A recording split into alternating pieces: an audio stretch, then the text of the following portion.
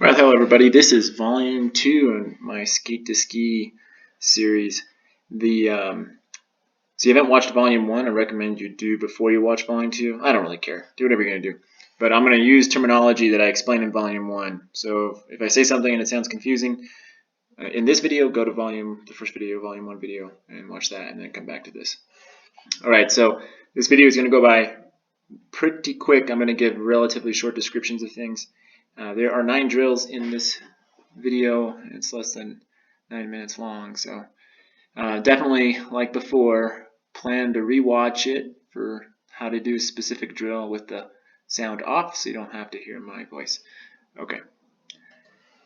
So these are mostly two-legged slaloming drills. There are some one-legged features that you're going to see throughout, and I'll kind of mention the key aspects that we're going to focus on. And again, this is all preparation for when it starts to snow and we can go skiing. So the first thing is your basic slalom. So this is just like in skiing, the focus here is most of your weight and pressure is on the downhill skate of the turn, and you're just going to ride both skates around. You can steer with your feet and tip your edges like you do on a ski. And I recommend doing that, and you just want to practice and get proficient at this basic step. These don't need to be wide. They can be short radius or large radius turns. Either one is fine. You may find like here that having a slight downhill, most people are going to need a downhill at first to help them with this, and that's okay. And you just kind of feel how those things work. Okay, so the next drill is called a power slalom. So what we're doing here is on your downhill ski, you actually kick off and extend, and what that does is when you do that, you move your center of mass from the downhill skate to the uphill skate, but you generate power. So this causes an acceleration. So here I'm actually going uphill, and you'll see this in some of the other drills coming up. So in short radius slalom turns is drill 3. You'll see sometimes where to generate speed or just naturally you do a little bit of that motion, and it helps initiate fast change of center of mass, change of downhill skate. So you get quicker turning this way. Now you can kind of see it here where there's a little bit of that downhill skate pushes. As soon as you push your downhill skate, your center of mass is going to transfer to the other skate, and that's partly what causes the quick change of direction and turning. You don't have to do that. So once you have enough speed, you can do short radius turns without having the so much kick. And you'll see here as I develop enough speed, now I'm not kicking. And the A-frame that will appear from doing that power maneuver will go away. And A-framing is generally not good, but when you're on skating, when you're using it to generate power, it's okay. It's just be aware that A-frame, you don't necessarily want that when you're skiing. But when you have enough momentum, you don't need the power, and you can do short radius turns. Okay, so drill 4 is what I call an inside squat.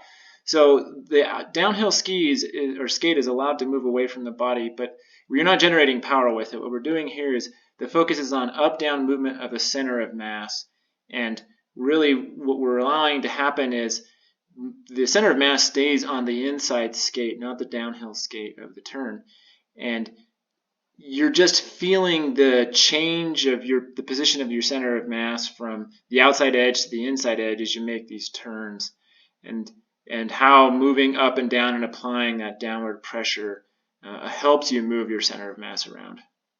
So the next drill 5, is a telemark slalom.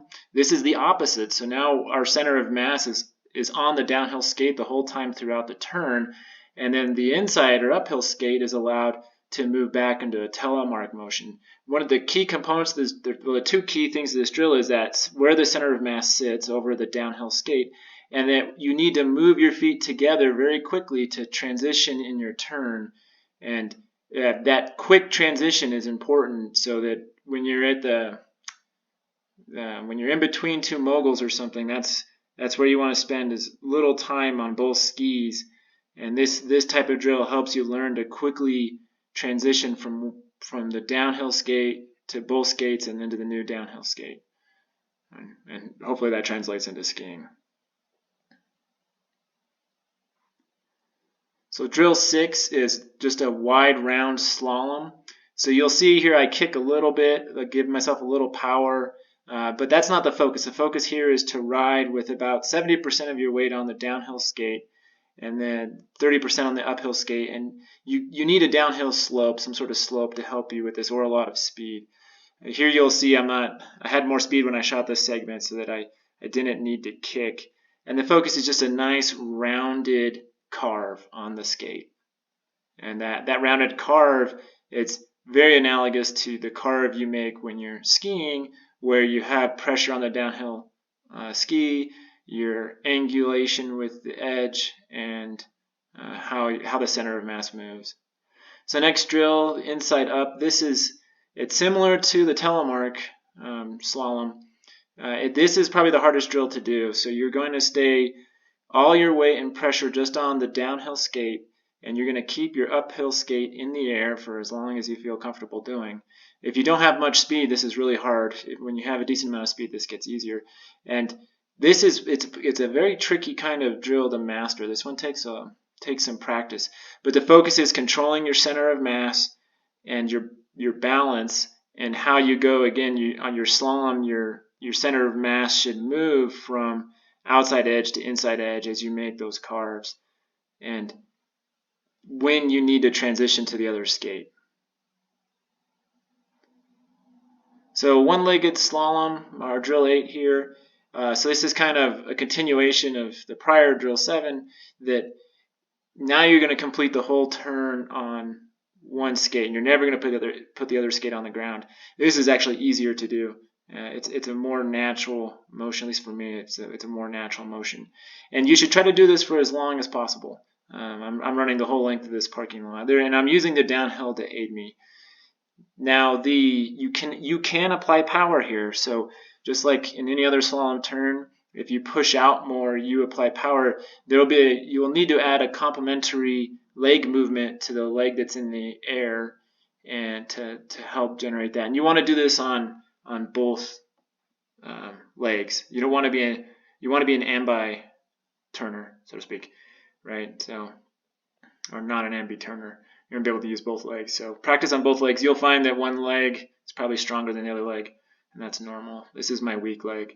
I'm not as strong on it. But do this for as long as you feel comfortable doing. All right, so the last drill, drill 9, I call this 2 cups. And really what you're going to do is you get a non-breakable cup, preferably 2 of them, and you fill them up with liquid, as 3/4 of the way up.